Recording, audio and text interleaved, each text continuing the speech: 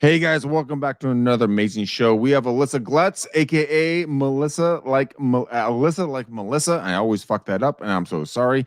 But she's an incredible mortgage lender out of Arizona. She's gonna bring some amazing knowledge to all of us again because we love her. We bring her back on the show. We have Mr. Nick Sakis, Mr. Gene Volpe, guys. Gene, how are you, brother? I'm doing great. Is this the Real Estate Uncensored Rewind? This is. I love it. I love it. Nick, I'm running a pool. Nick, Yep. this is for you, buddy. You How share it. long into the show before Greg screws her name up? It's already happened. So Well, I think he's hate going both to of actually you. legitimately call her the wrong name without realizing it. And I would say 6 minutes in is your over under. 6 minutes. Yeah. You know what? There's a thing called a mute I'm button. gonna just change it to a crayon, like a symbol, and that'll be my name. Make You it a guys are dollar all sign. idiots. Like Prince. Yeah, just Like Prince. Make it a dollar sign. there you Princess Crayon. Yeah. 6 minutes. All right. I love all you stupid asses. That's why I have you guys on all the time. And Gene always makes fun of me, but that's okay. And you know I love you. That's the only reason why I make fun of you is because I love you. I know, buddy cakes.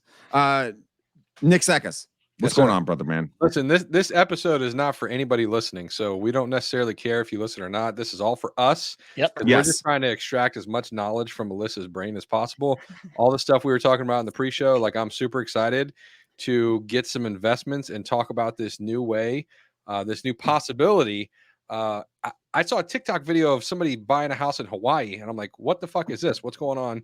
And yeah, we got to find out more about this. So And that it's program nice that being you're gonna for be here. We're first-time home recording this, buyers but- too. You Yeah, don't this- even have to own your primary, and you can just start being an investor with it. I That's was crazy. begging Greg to just do this as a Zoom so we could just take all this information for ourselves I know. and not spread it to any of you fuckers listening. But Exactly.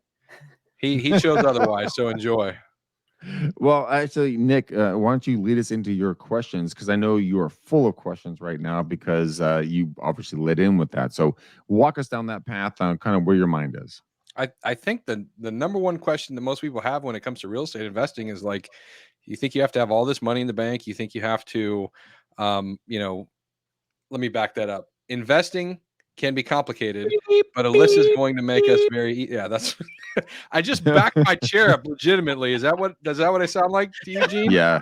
Back Son it of up. a bitch. No, but like there's so many people that get into investing that have no money, but for whatever reason, we always think you have to have money to be an investor. Mhm. And this program is just a great example. And I think I'm going to personally talk to Alyssa after this show to see how I can get involved in something like this, because I am one of those people, like many of you listening, who have a shitload of real estate knowledge and zero investment properties, like a complete dumbass. So Yeah, we got to I'm very have the interested. practice, right? Yeah. And All this right, is so like Alyssa, rental let's properties. jump This in. is for first-time home buyers. A lot of people. I get people that ask a lot, like, where do people come up with 20 or 30,000 to start investing in real estate? And I'm like, well, they get it from their home if they bought a primary residence, right? But some people haven't bought a primary residence yet. You don't have to for this program. You can be a first-time home buyer and do, there's a lot of people that, like, for example, in Phoenix, maybe they can't find an affordable home that they're comfortable with because they can only qualify for 300, and they're looking around going, I don't want to live in any of these properties. I don't want to invest in this, but there's this great little multifamily home in Shaker Heights, Ohio, and it says it's getting $4,000 in rent, and the property's $200,000, and I got $40,000. You're talking like instant. How about you not having to go to work and your real estate property is just paying your mortgage? I mean, paying your bills. It's just like, that's what I'm all about this year, is like, how do we create more income producing assets? And if you're in real estate and you don't own real estate, because maybe you're not showing as much income as you hoped you could, because you're just a little bit in the business, or maybe you do a lot of door dashing, but that's not enough to really show. Maybe you're behind on taxes a few years. You don't even want to mess with all that. You don't have to do any of that for this program. It's literally like credit score. You got 20% down. Then it's going to be all about the step-by-step on how you evaluate a property that's likely to be financed. And that's probably a 3-step, 4-5-step Zoom that we could all do together and really use you three. This is where I feel the realtors and lenders can come together, because if I've got the program, but I need your knowledge. I need you to be able to tell me whether that property, fully analyze the cash flow on it, the things that I wouldn't necessarily, not being a real estate expert, wouldn't see, but us combined together for clients. I mean, I just think you can't go wrong with that. Right. So walk us through really quickly what that product really entails and how do people get their fingers on it? Because that's a killer product. Yeah. But nobody knows about it. I mean, I didn't know it. I mean, as you guys are all We well haven't know, I'm focused on taking it. notes the entire time. I'm taking notes. Walk us through this and all of our listeners. Well, this is what's interesting. It's a non-qualified mortgage. So this doesn't fall under Fannie Mae, Freddie Mac, FHA, VA. That's all traditional qualified mortgages in the country. So this is an outside product. And of course it makes us a little bit nervous because we think, oh my gosh, stated income. This isn't like those products from back there. These are only for investment purposes. And they're focused on qualifying it based on DSCR, which is looking at it as almost like a business's debt service coverage ratio. Okay. Credit ratio. So what you're looking at is you're trying to find a 1 ratio, which means that we've got to determine first, how much of a home can you qualify for? That's really going to depend on what your down payment, how much your down payment is, and that would be 20% of whatever property you can find. But after that, then it's going to be on the search to find a property. And I've been looking in Maryland, North Carolina, everywhere, that ideally you can get some of the information. I have a lot of the tools that I help my clients with to do property analysis. And as long as you can find a property where the amount that your proposed mortgage payment is going to be doesn't exceed what you could rent it for. So you might have to come up with a little bit more money down to make the numbers work, but the key is to find the properties that work. And then oh my God, that's it. You can close in an LLC, which is unheard of. Okay. I can do them in Arizona, but I can do them in every single state. So you want to buy a house in St. Thomas or Hawaii, they're they're non-owner occupied loans. But let's say you have somebody where you're like, I have a lady right now who's got a dream in her heart to live in Tennessee when she retires. Well, right now she can't get a second home. She can't afford to take on her primary and be buying a second home right now. But she eventually is going to move there, but we can't use her income here for an eventual move there when she won't have that job there. So she's like, I'm going to get the property.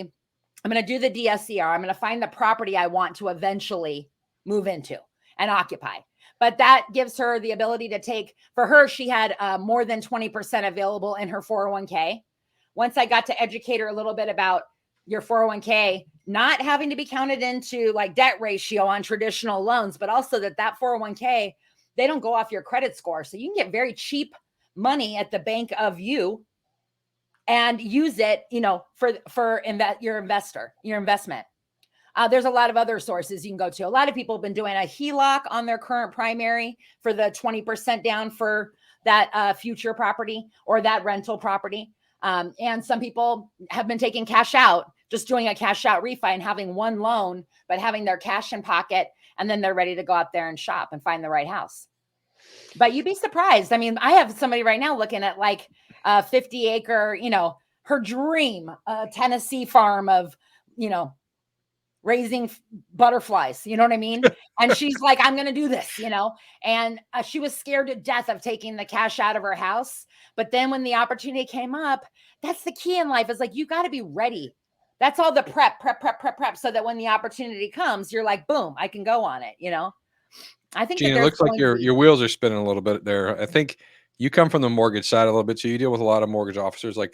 What does this sound like to you? Where does your mind go for this? A scam. No, I'm kidding. I'm only kidding. I know. No, I actually had a couple questions. So, I actually, my previous life, Nick, was actually in investing, right? So this to me is, that side of it is way more interesting than the whole, the mortgage side, right? So a couple questions I came up with, right? I heard you say something, Alyssa, earlier where you said and this might have been in the previous show, and I don't know if you meant it this way, but I think what you said was, as long as the rental revenue incoming isn't more or less than the debt service ratio. Like, are you not allowed to cash flow these things? Oh yeah, no, you can. I'm sorry. I shouldn't have said more or less. I should have said it's a one, basically like 1%. There's a little calculation that I have for you that we can plug in the numbers. And the other thing is that you have to remember with that ratio though, is going into it, we don't get the appraisal until you're under contract. The appraiser is the one that notes what the market rent is. Right. So we've got to do a little bit of research, to find that, or be willing to come up with a little bit more money down to make the numbers work. But which in this scenario seems like that's all fine and well and good. So now here's my other two questions. This and the last one, I know what you're going to say to me, but I'm still going to put it on you. Are STRs allowed? What are STR? Let me think. No, short-term rental. Can I use it for a property that we use for like an Airbnb? They have some that they'll allow a much higher debt service coverage ratio on Airbnb rentals. They'll definitely that's kind of like a special program, a long-term rental like versus short-term. Yeah, they have both of those programs. Yeah, because like for me right now, that DSCR program for me having a second or third or fourth property that I need to use myself is not as enticing to me as 4 properties that I can Airbnb, right? Right. So that's important. And then the last part of it, and this is where I know I know what you're going to say, but I'm going to ask it anyway. Rates. And I know you can't quote them, but are they comparable to other loans? Like what do the rates look like? Such a good point. Okay. So the one I was doing for that Hawaii property, which was a couple weeks ago. So because this traditional mortgages, have a lot of these like loan level pricing adjustments coming in. Anyway, that pricing is going to change up. You're going to be surprised to see that this program is pretty comparable, if not better than some of the traditional programs out there that require you to give the taxes and insurance and everything. But the one I did the other day was at 7.875. And she ended up, they naturally come with a 3-year prepayment penalty. Okay. So you can buy it out. Okay. You can buy it out to 2-year. You can buy it to 1 year, or just buy it out completely so that in 6 months, maybe you move into it. Maybe you've got your taxes figured out. You can refinance. You could refinance back to DSCR if the rates dropped. But if you wanted to refinance into a traditional program, you can completely buy out that prepay. So I have a real estate agent right now who her father just passed, and they need to fix up the house. It needs some work. And it's probably 50% loan to value. They know they're going to rent it. She was able to get a cash out DSCR, not have to come up with income, anything, but she's now being able to take out that cash and go put the property, get the property in the shape it needs to get so she can rent it properly. Yeah. And listen, I think so from my perspective, I don't want to be real clear, right? I was just curious about rates because I think people ask that question. We actually just had a conversation about this today. If you're doing these things, it doesn't matter what the rate is. It really doesn't. The rate's so irrelevant because of multiple reasons. Number one is if you're doing it right and you got the rent market value, somebody else is paying that rent for that mortgage rate for you anyway. And then as you season the property, what do you do when it goes down to 4%? You refi. Fix the financing. Right? Yeah, it does. That's irrelevant. But I'm just curious because I think people are like, oh, it's going to be hard money. Yeah. Well, think I went in when I first bought my house. I was in the middle of a divorce, middle of a mess. I bought it for about $400,000. I'm up in North Scottsdale. And right before I'm the loan officer, and right before closing, they came back and said, we can't do it.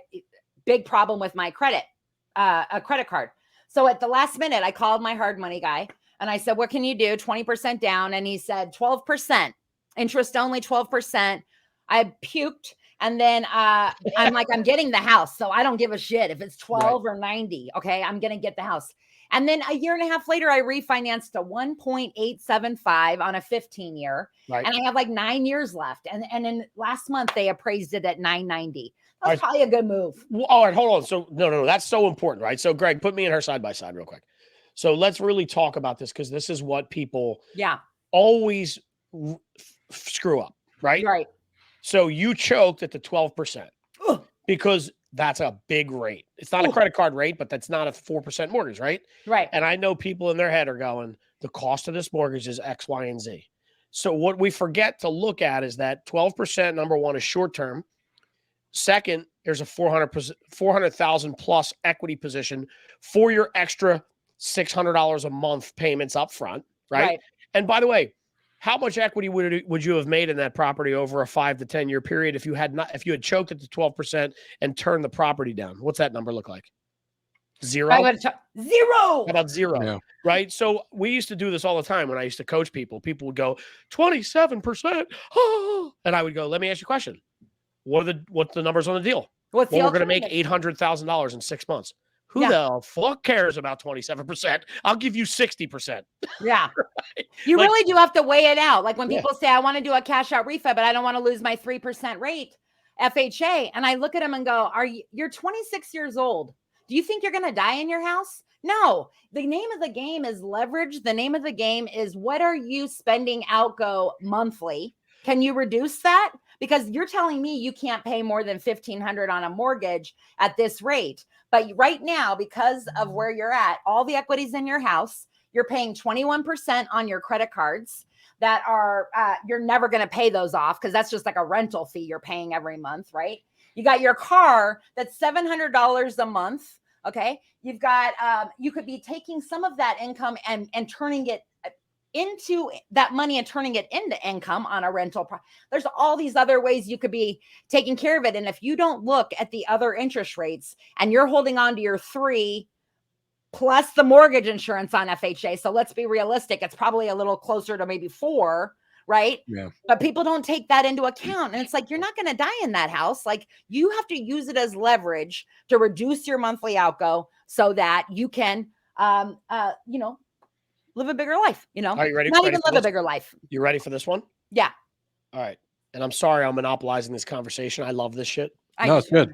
I like this side of Gene Volpe. Yeah, the investment stuff gets me going. I've seen a lot of stuff in my world. This is fun. And I think that what's interesting is most people don't really think logically a lot. Like, so for example, let's go back to your scenario, Alyssa, about the 26-year-old that's worried about carrying $1,500 a month in a mortgage payment, right? Mm-hmm. So I always say to people like this, that 26-year-old, I'd be willing to bet was putting close to that in his 401k. Mm-hmm. 401k max on a year is 22.5, I think, or something close to those ranges. Mm-hmm. $1,500 a month is about $18,000 a year. Mm-hmm. So I always say to people, hey, listen to me, right? You are going to put your money into this 401k, and that company, Fidelity, JP Morgan, is going to stick it into a stock, a bond, a mutual fund, a crypto, whatever it ends up being. And you're going to make your 3, 4, 6, 8, 7% over X amount of time, right? Or you could stop putting money into your 401k until you get a renter into your property and take that $1,500 that you put into your 401k and shift it to a real estate investment. How's that going to look 15 years from now? You're still putting in an investment vehicle, right? But now you have more control over this one than you do because you're the one handling the rents. You're the one upgrading the property. You're the one increasing the rental rates. You're the one going out to the neighborhood and leveraging it for your third property, right? You're the one doing that. The $1,500 a month is irrelevant if you're doing it already in one vehicle. Move it. Just move it. And then when somebody comes in and goes, we're going to give you $1,800 a month in rent. Now you're paying for that mortgage. You shift your funds back into the 401k and keep doing what you're doing. That's it. What's the difference? There's right. And actually, truthfully, I'll ask all 3 of you on this besides me. If I said right now, you got $1,500 a month for the next 4 years to invest in something, it's either going to be a piece of real estate that you've vetted or some kind of stocks, bonds, mutual funds, and 401k. Who's going with the rental? 2? Greg, no? He's not listening. No, I've done so many rentals that, I mean, I've gotten burned on them. So no, I would not do that. I would do microloans or hard money. That's fair. And I personally would not ever buy another piece of real estate because of the fact that I've gotten burned so many times. So no, I would step away hard stop. So you're saying to me, right? So now let's talk it through. I'm going to be your consultant for 5 seconds. So Jackie, where does Jackie like to go and hang out? Like if I was to say you got one spot you're going to pick in the United States, in the Continental, you get a week there, 2 weeks. Where are you going? Wine country. All right. So why can't you go get a place over there? You Airbnb it, your whole thing, except for the 4 weeks you want to be there. Well, you totally you wouldn't do that. I mean, totally I'm saying you wouldn't do that. No, I view it as and this is sacrilegious as a real estate agent when on this podcast, but I view it as a bad investment in regards to the current climate in loans, political, and everything else, and the way the money's going. They're looking by 2025 to completely take away the dollar and go into a corporate crypto, like a government crypto. So it's a very interesting time. So no, I would not invest into real estate right now. What I would do is I would invest into people in regards to their business ventures that are going to bring value to other human beings. That's Greg, are where you I would talking put like money. through like Peer Street, like platforms Yeah, that Peer allow you Street, to invest in? Okay. Peer Street, I like Peer Street and Fundrise. That's kind of a smaller, crowdfunding type of, kind of safe bet. That might be one way to do it. What about all the first-time homebuyers out there that can't, they can't buy their dream home, but could they buy a property? Little different mindset. I wish I would have done this when I was 20. Bought a property with the mindset that I'm going to live in my future rental property. Right. I'm going to get it to the place where I know it inside out. This can be a little business for me. So I'm going to know it. I'm going to live in it for 2 years. Then I'm going to move to my next primary, rent my property out so that 2 out of the last 5 years, I occupied it and don't pay capital gains when I sell it in 3 years. So you're But if you doing just keep 1031 doing that- exchange, right? That is that what you're talking about? Doing 1031 exchange, moving into the next investment No, I'm property? talking about literally not avoiding capital gains because you lived in it 2 out of the last 5 years. Yeah. As long as you keep that rent, like as long as you live in it 2, rent it for 3, and then disperse. Right. Okay. You won't pay the capital gains on, but then, and you'll get 3 years of rental, and you can always be on the next property you're moving to, only putting, 3 to 5% down on your new primary residence. And But then you don't have to qualify for both properties because as long as you're going to go and occupy the new one, you get a lease agreement on this property you're vacating, and they don't have to count the payment against you on You that can. There's also downpaymentassistance.com. You can go there. You can stack different down payment assistant programs that are 80% of them are already funded. So you can go in there as a new buyer and get the money to put down on a property you're going to live on. Right. One of my favorites, like you said, Alyssa, is buying multifamily because you live in one, rent 1 to 3 out. And now you're literally living rent free at that point. Why doesn't every parent, when they're going to send their kid to college, the very first thing you do, buy a fourplex? A year before, you add your kid to your authorized user card, to the one that only shows $20 a month on the credit card, right? You get them set up with these 2 accounts, really. Then in 6 months, they're going to have a great credit score. Now they're going to be the occupant, and you're going to be the non-owner occupant on the FHA property that they're going to buy and find their friends to pay their rent all through college. They're going to own a property. They have no income, but they're going to own a property that by the time they graduate college, they sell the property. They have their first down payment for the new home. And reallocate the capital gains and just put it into another investment property, and they can grow from a fourplex to a 5plex to a 10plex to a 20plex to a 100plex. You can do that with every kid though, and be an owner occupied as long as the kid's going to live in it. Yes, that's the investment strategy, and also they get to learn how to do business. They're running a small business, but I mean, fuck. Let's be real.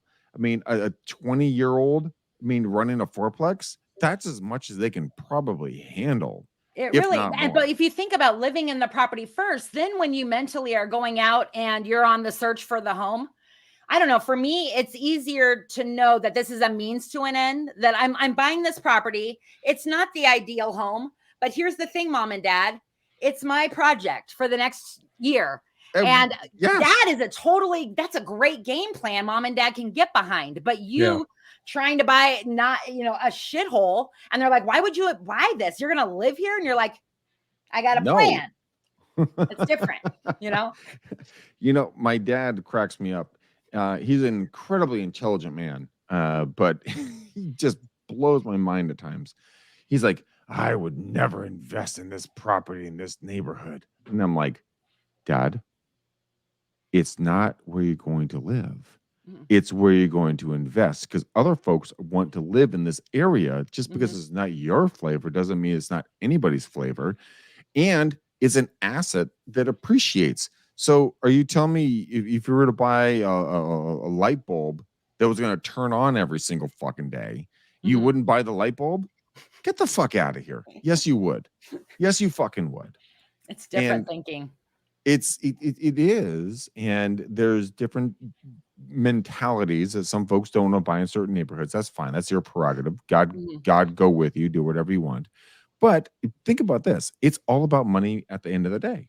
So if you can make money and help people afford a place where it's safe and convenient and clean to live in, just And because you're not a you don't want to buy scammer landlord. Yeah, that's awesome. Yeah. If you're not Nick Sakis, I mean, yes. Whoa. Scammer 101. That's right. But I think so. You talk about light bulb with your dad. I think the light bulb moment for the show is that everybody can be an investor. Yes. Everybody. You just have to make the decision that you are an investor and start thinking like an investor, and then start looking across the country at deals like Alyssa does and putting things together. Because with this program, it's not about you, it's about the deal. But the deal. And I think It's about the everybody money, who listens to the show can pretty well analyze a deal. You know, like if you stay within your market, you got into real estate probably because you really like real estate. You bought your house, you saw the real estate agent that did your deal was a dummy and you could do a better job, and now you're in it, but you know a lot about your market. So start investing in your market. Once you figure out how to analyze the deal and get with Alyssa, then maybe you can go to other markets across the country. And that's I'm interested. It's so neat when you know the stuff, though. Like I live in Scottsdale, so I know exactly this neighborhood right over here by the 51. I know the development that they just took out, this big mall, and I know what development's coming in there. And I know there's homes all around there for 300,000 that are 4-bedroom, 2,100. They're going up. Okay, I can guarantee you can't even find. And anyway, if you as the expert in your area, if you know these little pockets, you know, you don't actually necessarily need to move into it, but you need to think about it as a potential rental. And I think a lot of my clients that are really successful so far with this are seeking out first properties that are already rented out. They already know, they already have a lease in place. A little bit of it is just walking in and it's turnkey. Okay, they already have it. You're really just coming in to take over. I find that those ones, you know, you just tend to get a lot more information up front. So I want to end the show on that because I think that's incredibly intelligent, Alyssa, because local knowledge is power in any way, shape, or form. So go out, ladies and gentlemen, go out and be a student of your environment, be the student of your industry, you know, learn. Sit down with a version of Alyssa or a version of Gene or Nick or myself in your local areas and just understand what's going on. We can create reports for you all freaking day. That's the easy part in life. But just having the initiative of saying, hi, hello, my name's Alyssa, and I want to help you, you know, in your investments. Did you know blank? And you go out there and you make friends, build the relationships, and you create a bond with folks that, guys, we sell stuff every single day. Not a lot of folks do. So go out, be that guide, be that individual that will walk people through this process, because it is fucking daunting. When I bought my last car, God, it's been like 2017. That contract to buy a car was probably 5 feet long. Yeah. And I was completely intimidated by this damn contract. Nick is grinning at me because they got you on all the bullshit that you shouldn't sign up for. They got him in the back and they said fucking gap, and you guys got to follow Deshaun, the auto advisor. And that's it. What if Greg got hammered anyway? I got duped. But you know what? That's the point. So don't be me, be you. And, you know, just get with someone who actually knows what the fuck they're talking about so that you don't get duped. Alyssa, you have a very, very important role right now. Are you ready for this? Yes. I need a color for the bow on the show. Red and white polka dot. Oh. Really? Hmm. All right. Red and white Tie polka dye, dot. red pipe. No. Red and white polka dot. Damn. No one's ever come up with 3 different colors with one person. I love it. Gene, what's your color for the bow on the shell? Eagles green. Eagles green I again? took Knicks. Yeah, I took Knicks. I'm variation. All right. I'm So then what are we doing for you, Nick? What's your color? I'm for the bow on the going shell? money green because this show is all about investments. And by the way, we need to invite this Gene Volpe back to our show more often. I really like this investment Gene corner. I think we need more of it. And also obviously, Alyssa, we need to have Alyssa back on more often too. I think we should do like a special every now and then, a special show called the Color My Money Club. Yeah. And all we do is Ooh. talk about money and with and that I would just kind of be, everybody would know how to find those shows where we're discussing this I stuff. think the term hack is overused. Like, here's your 5 hacks to wealth or whatever. But honestly, there's something to be said for if you don't have the initial knowledge, then how can you go ahead and proceed? Like, I'm a real estate agent. I think of myself as a real estate agent. We just need to flip the switch, and now you're a real estate investor. And so now that you've claimed, you've put it out there, you've claimed it, that you're an investor, what tools and resources do you have available to you, aka call Alyssa, to put together an investment portfolio? And I will be calling her after the show. But I think that there's so many agents. I'm one of it. Like, this is something that I've internalized. I've had so many conversations about this. I've had my license since 2005 and I don't have an investment. Every time I talk to somebody who is an investor and they're like, what are you doing, bro? Right. Like, you know more about the Tampa Bay market than anybody I've ever talked to. Like, what the fuck? What's the deal? I never put that label on myself as an investor. So you have first accept that, put the investor hat on, and then talk to Alyssa. The conversation is so essential. Yeah. When people see that we're conversating about this, they want to get in on that conversation. They know how important it is to be able to conversate about this so that we go about it, and we feel confident about it. And we're not like going to get duped again or get, into the last. Everybody doesn't want to get screwed like the last crisis. And if you're my age, then you have to kind of double down right now because of that. You want to make sure that at least you get to hang on to what you got. You don't lose that. That's what our anxieties. It's like we can float, but how long are we floating? You know what I mean? And so I think it's going to be this collaborative effort that we help each other in growing our money, but we got to talk about it and answer questions and not be intimidated by it and be okay with it. Create a space for it. It's kind of like talking about poop. Exactly. It's something that we don't want to talk about, but we have to talk about. It's exactly what I was thinking. You nailed it. Well, we go color my credit. So what's the color of your poop, Craig? Color my poop. Green. Uncomfortable conversations. Uncomfortable conversations. All right, guys, we're gonna end it on green poop. That is our show right now. I have to thank Alyssa Gletz. Color My Credit on TikTok, guys. Go follow her immediately if you're not following her right now. She wants to put a red, white, and polka dot bow on the show. We're gonna put a Eagles green on the show, and we're also gonna put money green on the show. Buddy. Alyssa, before we go, please let everybody know where people can get a hold of you, because God knows they know where they can get a hold of me, Nick, and Gene. You can even book a one-on-one consultation with me, but if you just Google Color My Credit, you'll find me on all the social media platforms and my books on Amazon, and I have colormycredit.com as my website. So find me all there. There it is. By the way, guys, she's a beautiful, intelligent, wonderful human being. You will laugh your ass off when you talk with her on a personal basis. Trust me, get ready for a ride of your lifetime. So go check her out. Follow her everywhere. Gene Volpe, just because you never say where they can find you, where can they find you? Get me on Facebook. Hit me with a DM. Nice and easy. Gene J. Volpe. Gene J. Volpe. Related. Accessible. That's interesting, because I might actually be Nick J. Sakis on Facebook as well. What the fuck are you guys? I didn't know that, Gene. We're so much closer than we even thought. I've been telling you that for 2 years now. Yeah, wild.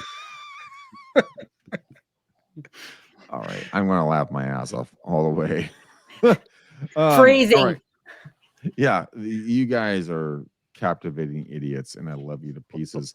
And I can't find my fucking screen to save my life to get us back to where we can kill this thing and go on with our lives.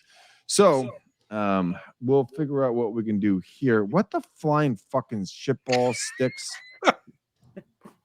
Are you ready to end the show, Greg? Nick, Oh, would you my please do that Okay. for me, please? See everybody All right, later. guys. Till Until next next time, Real peace Estate out, Rewind. ninjas. Yeah. Sayonara. We gone. Love you all. Goodbye.